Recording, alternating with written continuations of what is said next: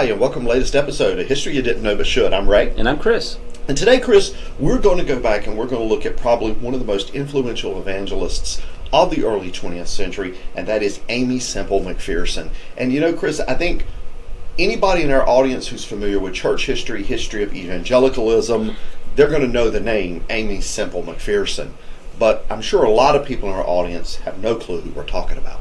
And one of the things that we always try to do in our podcast is try to relate it to things that are going on today. And so we're going to travel back to that glorious time period known as the Roaring Twenties. Yes. And we're going to see that there's this major struggle that is ensuing between fundamentalism and modernism, and why is that important? I mean, why is religion so important? Why is Aimee Semple McPherson, vital for us to understand? Because these religious groups are trying to get a foothold in culture, in politics, and basically the overall life of Americans. And so they have very little to agree with, and so both sides are intent to use any means necessary to convey their respective importance within society. And so it is with that we still see some of those same elements today. That there are groups that are trying to get I'd say a foothold, but it might be a stranglehold on society. Our way's the right way. This is what you need to do.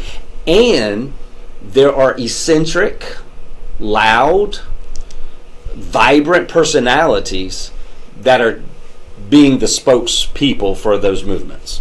Yeah, and Aimee Semple McPherson, I see her as sort of straddling the world of religion and the world of entertainment. And she really, we see that with some preachers today, but she really, especially in the early 20th century, mastered the craft in some ways of doing that. But with the story of Aimee Semple McPherson, we have to go all the way back to the 19th century. She is born in 1890.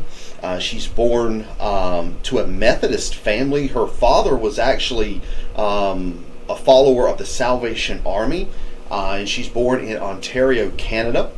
And it was in 1907, and Chris, as I was going through the material on her life and looking at some things about her, it was in 1907 that the winter of 1907 specifically, that she convinces her father to take her to a revival meeting, or a series of revival meetings that were going on. And I think it's important our listeners understand that a lot of times revival meetings sometimes can last, a week?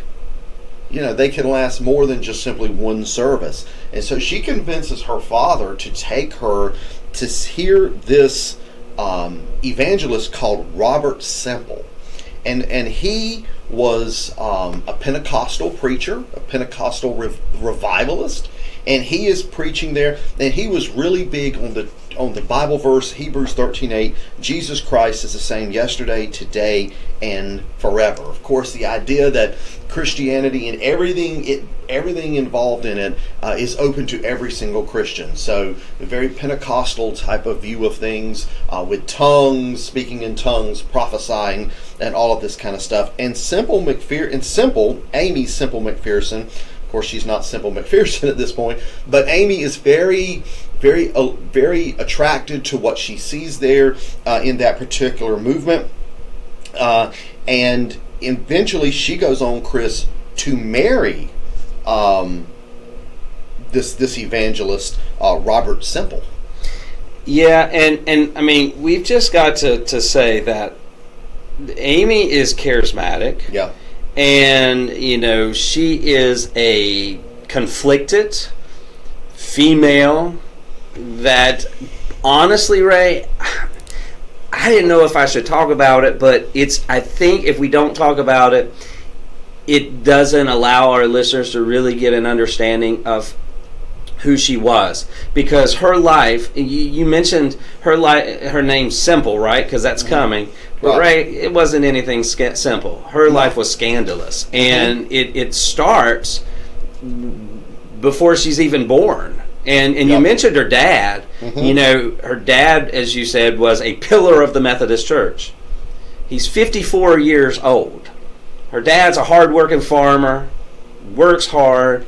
And what happens is that James is married to his first wife. And the last name was Kennedy, by the Yeah, way. Kennedy, Yeah. James Kennedy. It is earlier. And they established a family. They got 3 children. Things are going well. But, his first wife gets ill. She gets sick. And she dies. And he can't, before she dies, he can't do the farm on his own. He can't raise 3 children. He can't take care of his wife. So he prays.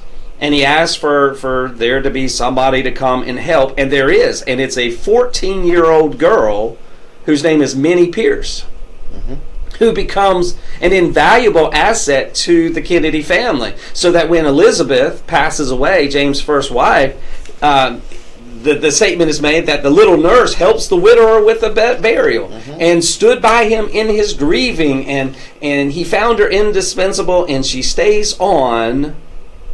And all of a sudden, Ray, the 54-year-old pillar of a Methodist church member falls in love with the 14-year-old nanny. Yep. And there is scandal. They are forced to leave Canada, which is where this starts. They have to, James and Minnie elope to America, and they actually present false documentation. He says he's 42 and that she's 22, and I just think that that's important because it is from that unique and controversial marriage that Aimee Semple McPherson is introduced to the world. Before she even makes her way to that service. Right. Because, the other thing that comes in here is this idea of Minnie being racked with guilt and with sin. There's this idea of what she has done and saying, I'm so sorry, I cannot do this. So she actually goes and becomes involved with the Salvation Army. Yep. And that's a huge moment. We know the Salvation Army as the people around Christmas time that stand out in front of the mall and in stores and ring the bell. But they did a lot for Christianity. And as you were saying, that's how these things are going to be continuing. So I do think it's important that we understand that Minnie makes a powerful influence through prayer and through focusing on her relationship that introduces Aimee into religion. And I think it is important, you're talking about her father, James Kennedy. When Aimee starts going to these church services, in these missionary evangelistic services in 1907, I believe she sort of has to tone down the Pentecostalism in front of her father, because if I'm remembering it right, Chris, and correct me if I'm wrong, he wasn't a real big fan of that. No, and you have to, what we've got to remember is that he is in Methodism, and Methodism was very reserved, it was very formal, it was very traditional, and then you've also got the Salvation Army aspect to it. And when she goes, that Pentecostal revival, what we find out is there's people who are jumping and they're dancing and they're speaking in tongues, and they thought it was going to be more entertainment than it was going to be religion, right? And so there is this whole thing that begins to happen, and I think that it's that revival which causes some dispute maybe or disagreement between. Yeah, because she starts slacking off on her schoolwork. Right. She starts wanting to go out to the meetings and stuff, and being involved in the church activities than to go to school. And of course, her parents, like you said, they're not happy with this. At one point, I think they even forbid her to see Robert Semple. But what about a year later, in August of 1908? She's married to Robert Semple, like I mentioned earlier, on the Kennedy farm, on the family farm. She is married to this Pentecostal preacher that at one time her parents, because of his influence on her, didn't want her to even see anymore. And they actually asked her to identify her theology. They said, You've got to tell us, are you Methodist? Are you Salvation Army? Are you Pentecostal? Are you some other unidentified branch? And she says, here's where I am. And this is what she said. She pledged to, quote, walk the middle of the road, seeking to give offense to neither, but to keep life and doctrine straight to the word, and take the hand of the one who is burning with fire and zeal, and put it into the hand of they that are cold, backslidden, and dead. That's probably a little bit more Pentecostal than some of the others, because she wanted to take that zeal And my gosh, will she take that zeal. I mean, she said that when she heard that first sermon, that it pierced her heart and changed her life forever. And you know, she will focus on promoting the gospel to all people, regardless of race, sex, creed, denomination. She didn't want religious fights, divisiveness, or any of that. Yeah, and that's something we will talk about a little later. When she's preaching later on in her life, she sort of tries to tone down the Pentecostal side of it for that very reason, to bring in people from all different backgrounds and denominations. So anyway, following her life here, she's a young lady, 1908. She gets married to Robert Semple, and eventually they decide to go to China. They believe they have been called to China as missionaries. So they go, they say goodbye to her family. They go to see Miss Robert Semple's family. They spend some time there. Then they go to China, and they're very much on fire for the Lord, we could say. They're ready to hit the mission field running. They're ready to go out there and start doing what God had called them to do, they believe. Unfortunately, while they are there in China, in a very short period of time, both of them are desperately ill. With Robert has got malaria, and not real sure either one of them is going to survive. But ultimately, he dies, she survives, and she returns back to the United States. And part of that ministry that she had is that she proclaimed to have these prophetic visions. Yeah. And, you know, we also have to understand that during the early part of the 20th century, that society back then saw females as inferior and not as intelligent as males. Women, when all this was going on, women didn't have the right to vote. Women's suffrage wouldn't come until 1920. So therefore, they should be limited in their speech and thought, according back then. And of course, I'm sorry. Also, of course, a lot of churches would not allow women to take a lot of official roles. But for what will later be called Sister Aimee, you know, the last thing she wants is somebody to tell her to limit her voice. Yeah. And instead of limiting her voice, she's longing for something that will give credibility to her voice. And she claims, I think she was about 20 years old, I don't remember.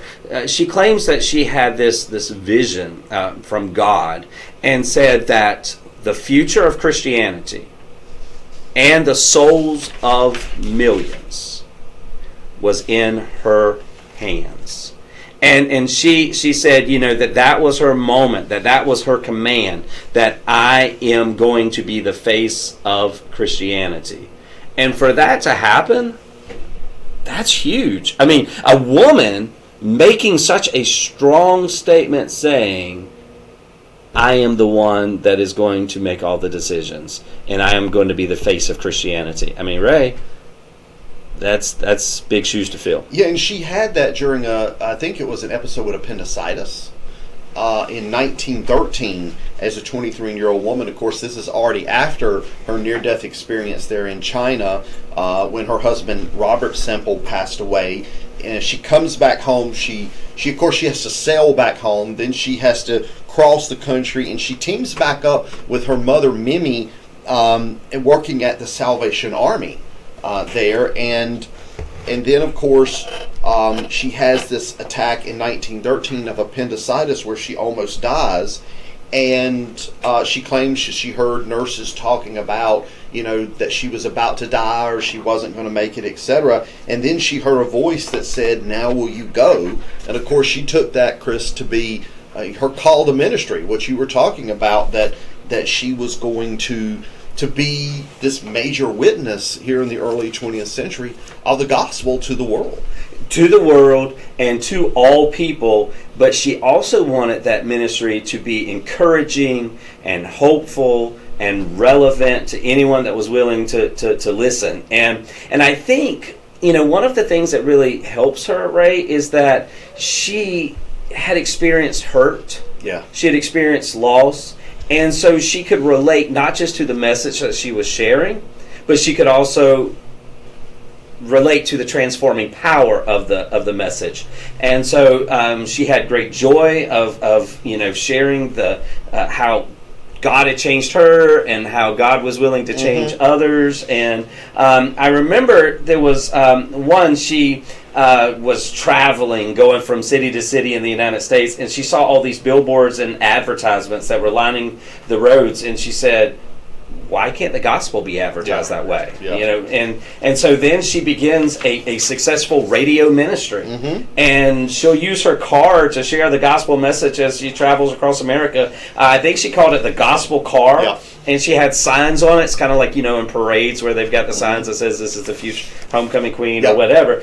She would have these signs that would say Jesus saves, and hoping that people who might not hear her speak would be convicted by the message that was on her car. And she actually gives testimonies of people that would write to her and say, praise God for you and for sending that gospel car to the town. If you hadn't have done it, my husband would have been damned to hell, and it's because of you, and that was the power that she was doing. And I gotta keep saying it, and we keep saying it, it's a female in a male-dominated society that is saying these things. But man, she is sharing, and what a difference she's making. And we don't need to think that she's got an easy life at this point. No. Because she's remarried by this point. She married a guy called Harold McPherson, but they're living in that gospel car. That is their home, is this car that's riding around with all the stickers on it. And she's doing ministry even when she's riding around the countryside, in the car, witnessing to people, preaching and doing all that stuff, despite all the hardships that she is suffering personally. In fact, she's going to give birth to a daughter, and then shortly thereafter, she's going to take, in June of 1915, she's going to take her children. Well, I think one child from Robert Semple and another child from Harold McPherson, and she's going to leave Harold, and she's going to go to Ontario, Canada, and of course, again, trying to make it as an evangelist. She's going to go up there, and she's going to have her first engagement preaching at an evangelistic crusade there in Ontario, Canada, and eventually Harold's going to follow her. Yeah, and I love studying about this preacher, this revivalist, Aimee, because she had, Ray, we both love telling stories. We're historians. We love to tell stories. And, part of the thing of being a minister in the church is you also tell stories. You tell the story. And I think that's probably what her strongest gift was, is that she had a really good way of sharing a story. It created a connection point to where people could actually grasp it and get it.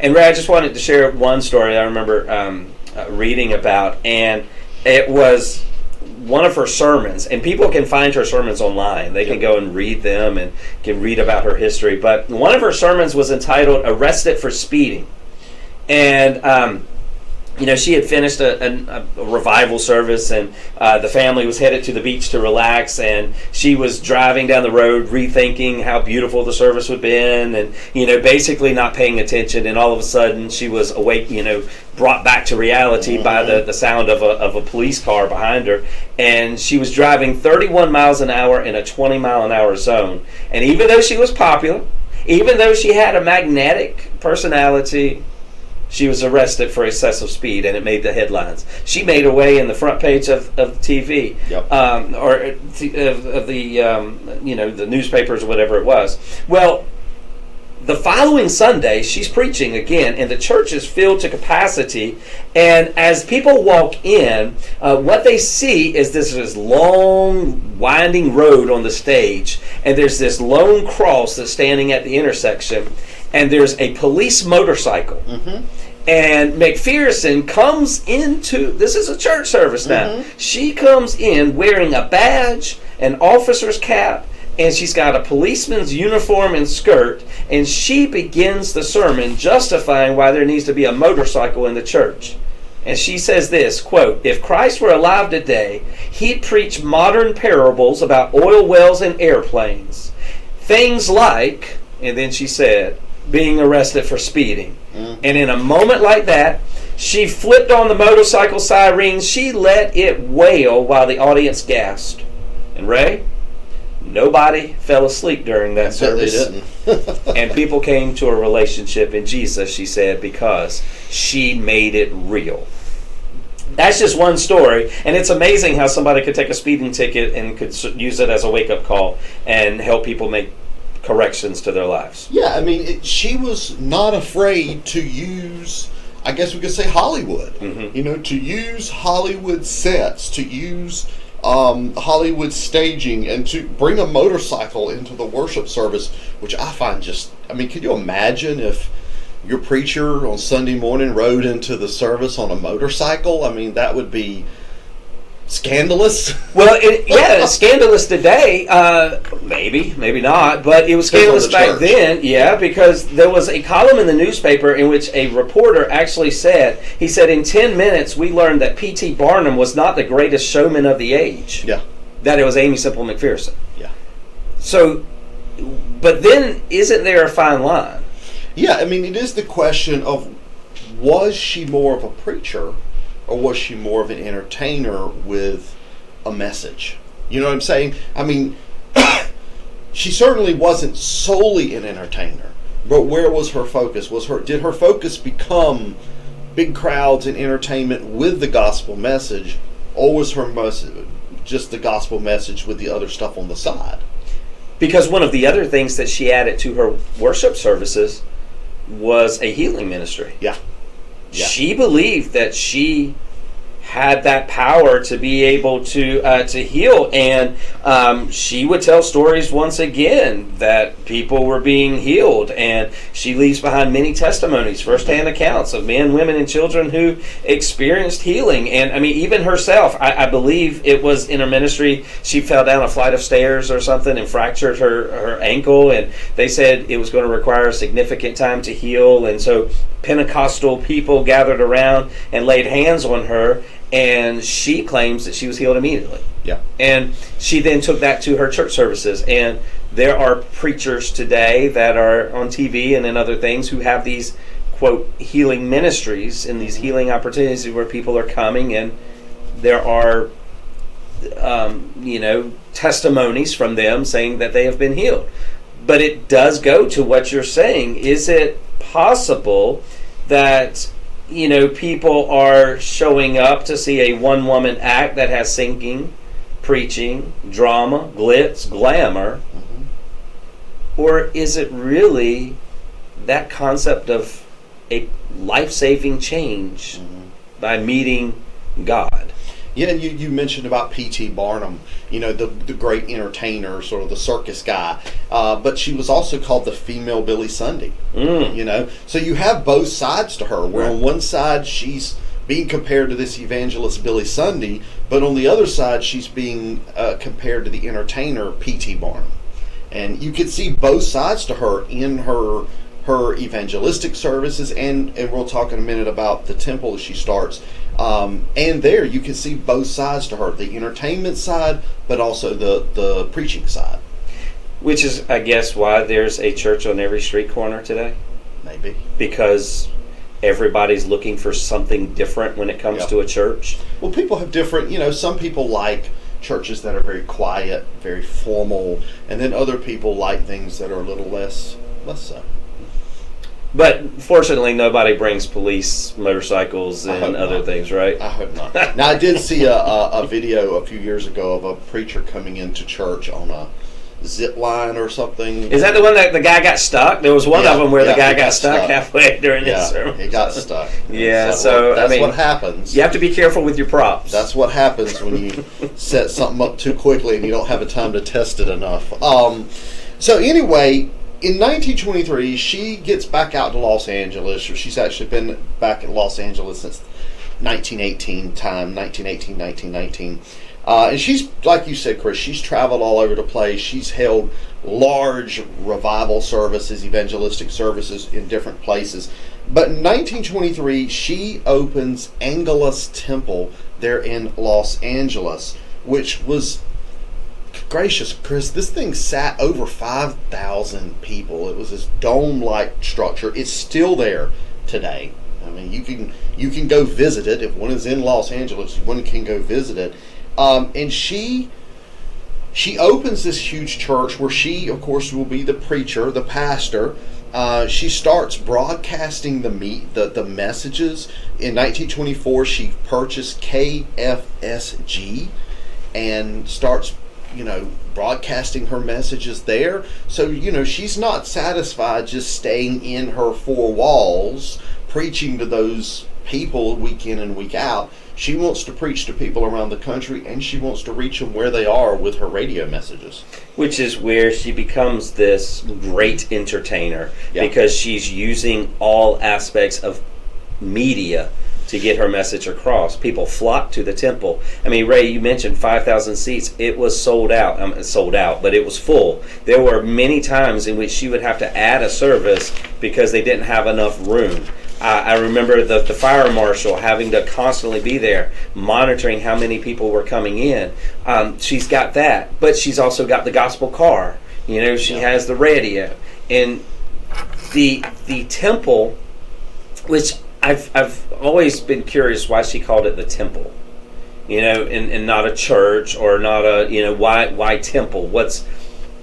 Because there's so many different meanings for a temple, and I don't know how it relates to Pentecostal. I don't know that aspect, but I don't know. And how did, there was something interesting about, she raised money for it, right? Wasn't she like the person that the offerings and the other things that kind of to support her ministry helped raise the money to actually build that temple?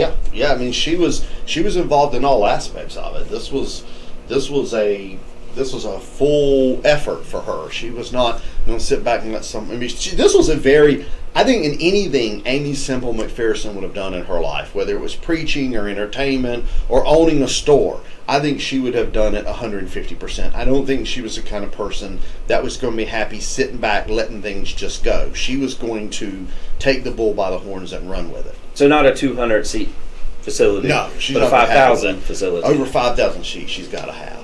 Do you think because it's still in existence today, as you mentioned, so do you think she wanted it to be a lasting legacy since she was female in a male-dominated role?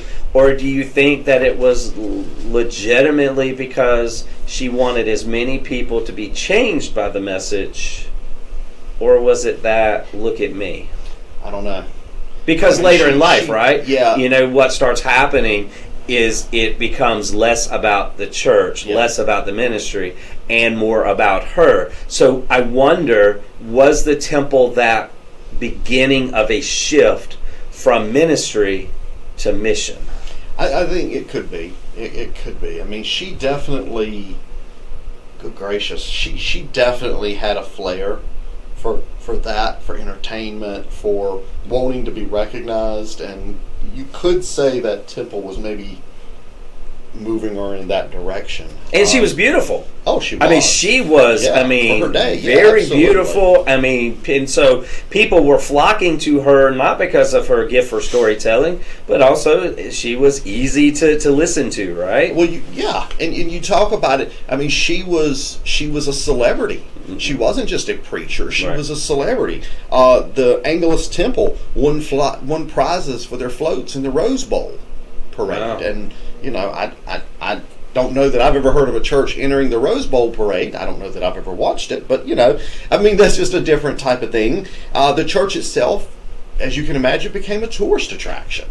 She's got that flair for show, that flair for look at me, look at what I'm doing. So, and I think that takes us, to a good stopping point for this episode. We want to share with our listeners that there's more to the story. Yeah. And so we're leaving you on a hanging, because we've established the fact that there is no mistaking she was gifted. Mm-hmm. That is a given. She, There's no mistaking that people responded to what she was doing. There's no mistaking that she had a heart for people. But just as we see in our society today, that grasp for power, for fame, for attention can be good or it can be evil. And I think as we come back next time into part 2, unfortunately we're going to start to see the downfall of Aimee Semple McPherson. And Ray, we're not going to spill any details on what's about to come, but I would say for anyone who doesn't know the story of Aimee Semple McPherson, this is one of those I never saw that coming. Yeah, things certainly take a very dark turn in her life. Well, Chris, I've enjoyed working on this episode. I hope our listeners have enjoyed listening to it.